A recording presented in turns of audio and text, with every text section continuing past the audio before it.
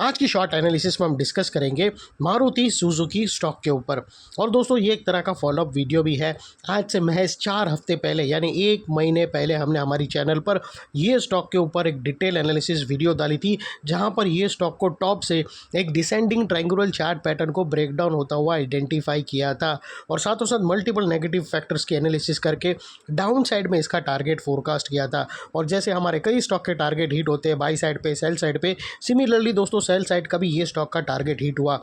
और दोस्तों आप लोगों को याद रहेगा कि जब ये descending triangular chart pattern breakdown होते हुए हमने आइडेंटिफाई करी थी, तब मैंने शब्द यूज़ किया था रेड अलर्ट एनालिसिस, और आप लोगों को क्लियरली पॉइंट ऑफ व्यू दिया था कि यहाँ पर बाइंग अवॉइड करना, क्योंकि ये स्टॉक डीप डाउनसाइड करेक्शन दे सकता है ब्रेकडाउन के कारण। और एग्जैक्टली दोस्तों हमारे पॉइंट ऑफ व्यू के मुताबिक स्टॉक ने ज़बरदस्त डाउनसाइड करेक्शन ट्रिगर करी।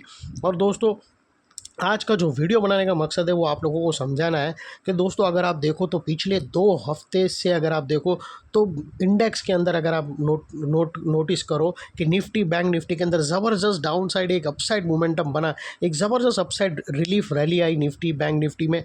और साथों साथ दोस्तों उन लोग के स्टॉक जैसे अगर आप देखो तो रिलायंस था, HDFC bank, ICICI bank, bank Nifty, Tata steel और भी बहुत सारे निफ्टी के स्टॉक्स और small cap, mid cap, large cap बहुत सारे स्टॉक ने अच्छा खासा अपसाइड मोमेंटम पार्टिसिपेट किया।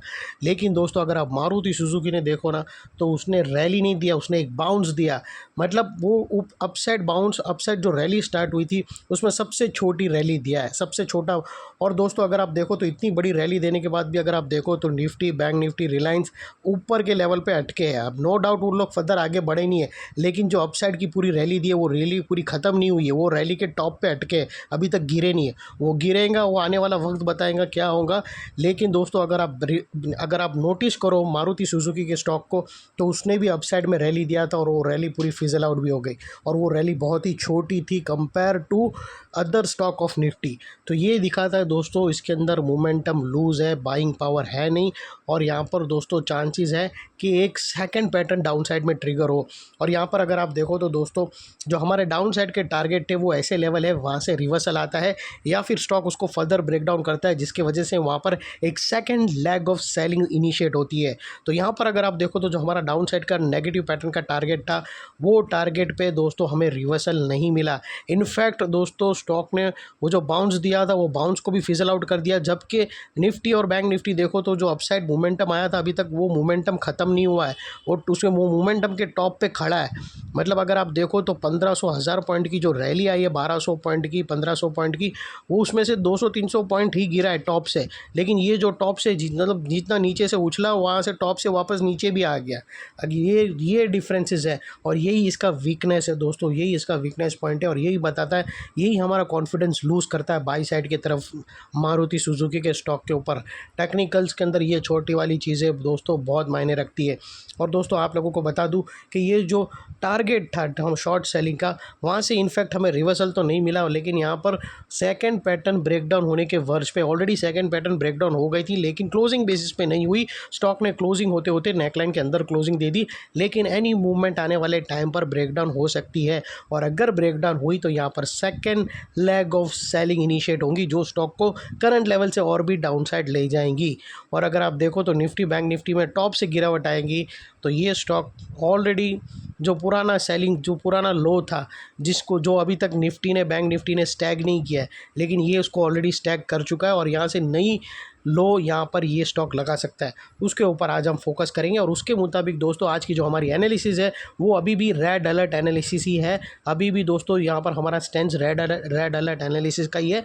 बाइंग कंप्लीटली अवॉइड करना है, एज लॉन्ग एज हमें कंफर्म दोस्तों पॉजिटिव साइड पे ब्रेकआउट ना मिले। मैं वो लेवल के बारे में भी डिस्कस करूंगा जिसके ऊपर अगर ये स्टॉक निकलता है तो वहाँ पर एक अपसाइड मोमेंटम बाई साइड का बनेगा, वो लेवल के ऊपर भी हम डिस्कस करेंगे।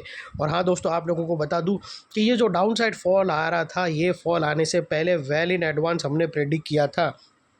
और अगर आपको यकीन ना हो तो वो बैक डेटेड वाला वीडियो का लिंक यही वीडियो के डिस्क्रिप्शन में पड़ा है, जाकर तुम ज़रूर देख सकते हो। और चलते हैं सीधा चार्ट के तरफ। दोस्तों अगर आप देखो तो ये वो डिसेंडिंग ट्रायंगुलर चार्ट पैटर्न थी जो हमने यहाँ पर ब्रेक डाउन होते हुए आइडेंटिफाई करी, और ये उसके डाउन साइड के दो टारगेट है जो सक्सेसफुली हिट हुए।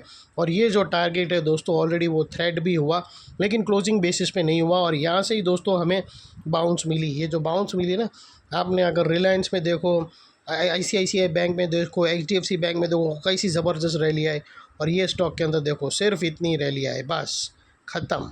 इतना ही मोमेंटम आया, और वो मोमेंटम भी दोस्तों फिजल आउट हो गया लोड को तोड़ के। मतलब अभी तक ये जो अब डाउन साइड से अप साइड गया सारे, और जो अप साइड का टॉप है वहाँ पर ही सब लोग खड़े हैं, और ये स्टॉक ने जहाँ से स्टार्ट हुआ था वही लो को यहाँ पर तोड़ के उसके नीचे भी खड़ा हो गया। तो ये चीज़ बताती है दोस्तों कि सेलिंग प्रेशर अभी भी मेंटेन है ये स्टॉक के अंदर।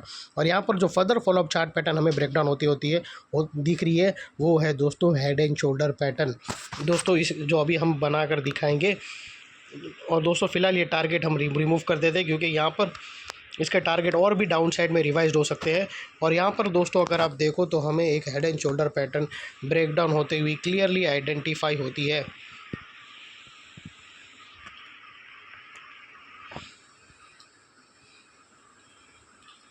दोस्तों अभी तक स्टॉक ने क्लोजिंग बेसिस पे ब्रेकडाउन दिया नहीं है, लेकिन वो एनी मूवमेंट हो सकता है। और उसकी जो नेकलाइन निकल कर आती है वो तकरीबन दोस्तों 11,472 की आती है।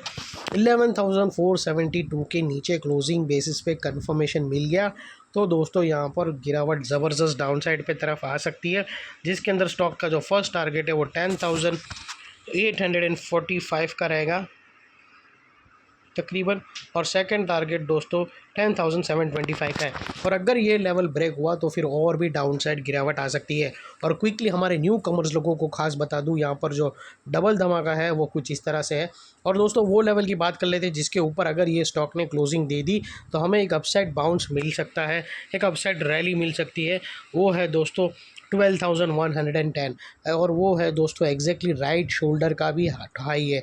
ये हेड एंड शोल्डर पैटर्न है, उसका जो राइट शोल्डर है उसके टॉप के ऊपर अगर क्लोजिंग मिलती है तो हमें यहाँ पर एक अपसाइड में शॉर्ट कवरिंग रैली मिल सकती है दोस्तों। और क्विकली हमारे खास न्यू कमर्स लोगों को बता दो, हमारे पुराने सब्सक्राइबर लोगों को तो अच्छी तरह से पता है। यहाँ पर अगर आप देखो, यहाँ पर अगर आप नोटिस करो दोस्तों, तो ये जो डिसेंडेंट ट्रायंगुलर हमने आइडेंटिफाई किया था, ये था दोस्तों हमारा धमाका नंबर 1।